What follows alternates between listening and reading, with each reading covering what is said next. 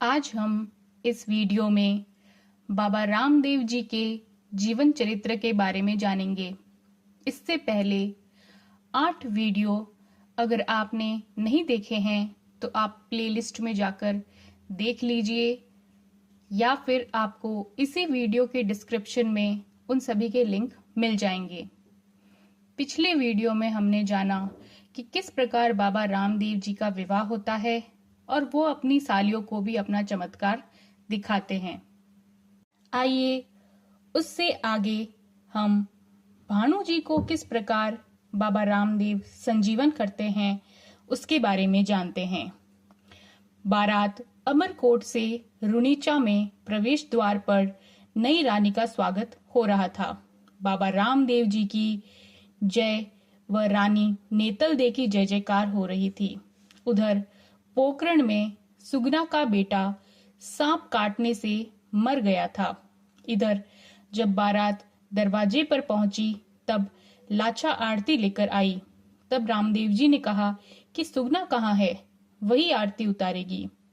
लाचा और अन्य सखियां सुगना को बुलाकर लाई। वह मैले कुचैले वस्त्र पहने हुए थी। तब रामदेव जी ने कहा कि सुगना, ऐसे मांगलिक कार्यों पर तुमने ऐसी दशा क्यों बना रखी है। तब उसने कहा कि पुंगलगढ़ से तो गोद हरी भरी आई थी, परंतु यहाँ पर तेरा भांजा मर गया है, उसकी लाश अंदर पड़ी है।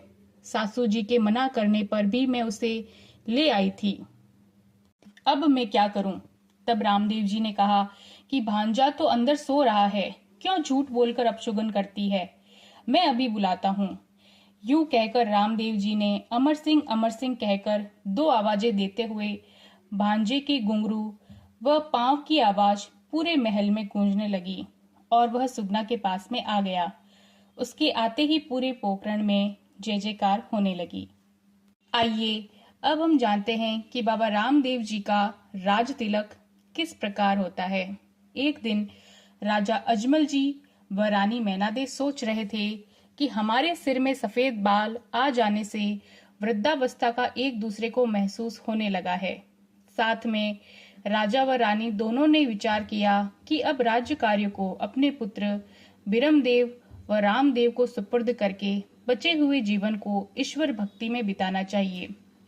राजा अजमल जी दूसरे ही दिन अपने गुरु बालकनाथ जी के आश्रम पर जाकर राजपाट अपने पुत्र को सुपुर्द करने की बातचीत कर ही रहे थे कि वहां पर विरमदेव जी भी आ गए। राज कार्यों से संबंधित चर्चा करते हुए गुरुदेव व पिता अजमल जी को बिरमदेव जी ने हाथ जोड़कर विनम्र प्रार्थना करते हुए कहा कि मैं तो हमेशा आपके चरणों में रहकर सेवा से वंचित नहीं रहना चाहता हूँ। मैं तो राज कार्यों के बारे में कुछ सोचता और समझता भी नहीं हूँ। आप तो रामदेव को ही राजा बनाएं। मैं भी रामदेव का साथ देकर आपकी सेवा कर सकूं। गुरुदेव ने ध्यान मग्न होकर विचार करते हुए रामदेव जी को राजा बनाने की और राजा अजमल देव और विरमदेव की आज्ञा दी। यह खबर सुनकर रामदेव जी ने अपने पिता अजमल जी से निवेदन किया कि इस राजपाट के अधिकारी तो बड़े भैया बिरमदेव जी हैं। मैं उनका अधिकार छीनकर बड़े भैया के सामने राजपाट पर बैठना बड़े ही शर्म की बात होगी।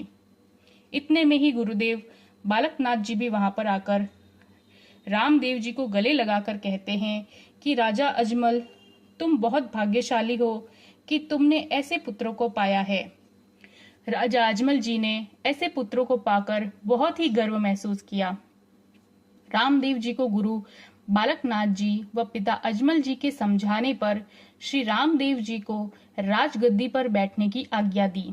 रामदेव जी गुरु व अपने पिता अजमल जी की आज्ञा का पालन करते हुए नतमस्तक होना ही पड़ा उन्हें और फिर बाबा रामदेव जी का राज तिलक शुभ मुहूर्त में किया गया। आइए अब बाबा रामदेव जी ने नेतल दे को किस प्रकार अपना चमत्कार दिखलाया वह जानते हैं। चैत्र के महीने में बाबा रामदेव जी और नेतल दे महल के एक झरोखे में बैठकर सुहावनी प्रकृति का आनंद ले रहे थे। तब बातों ही बातों में नेतल दे ने अपने स्वामी बाबा रामदेव से कहा कि आपको सभी अवतारी पुरुष मानते हैं और आप सभी को पर्चा भी देते हैं, लेकिन आपने मुझे कभी ऐसा कोई चमत्कार नहीं दिखाया। अब मैं आपसे कोई छोटी सी बात जानना चाहती हूँ कि आप बताएं कि मेरे गर्भ में क्या है। बाबा रामदेव जी ने हंसते हुए नेतल दे से कहा कि तुम सचमुच जानना चाहोगी कि तुम्हारे गर्भ में क्या है? तो नेतल दे ने कहा कि हाँ, मैं जानना चाहती हूँ। तब बाबा रामदेव जी ने कहा कि तुम्हारे गर्भ में कुत्ते हैं। ऐसा सुनकर नेतल दे ने हंसते हुए कहा कि स्वामी, आप मुझसे ऐसी मजाक क्यों कर रहे हैं? तब बाबा रामदेव जी बोले कि यह मजाक नहीं, सचमुच है। इतने में ही रानी के पेट में खलबली मचकर कुत्तों की आवाजें आने लगी। रानी नेतल दे आश्चर्यचकित होकर विनम्रता से निवेदन किया कि स्वामी, आप इस खेल को बंद कर दीजिए, मेरा मन बहुत ही घबरा रहा है। बाबा रामदेव जी ने नेतल दे की घबराहट को देखकर बोले कि यह मजाक नहीं है रानी, तुम्हारे गर्भ में 4 शिशु हैं। इतने में ही नेतल दे के पेट से आवाज आती है कि हे माता, हम आपके पेट में 4 भाई हैं और पहले भाई का नाम सदाजी, दूसरे का नाम देवराज, तीसरे का नाम गिरिराज और चौथे का नाम मेहराज है। इतना सुनते ही नेतल दे के मन को शांति हुई। नेतल दे अपने स्वामी बाबा रामदेव का यह पर्चा देखकर अपने अवतारी पुरुष की पत्नी होने पर गर्व महसूस कर रही थी और अपने आप को धन्य मान रही थी। इसके आगे की कथा हम अगले पार्ट में जानेंगे।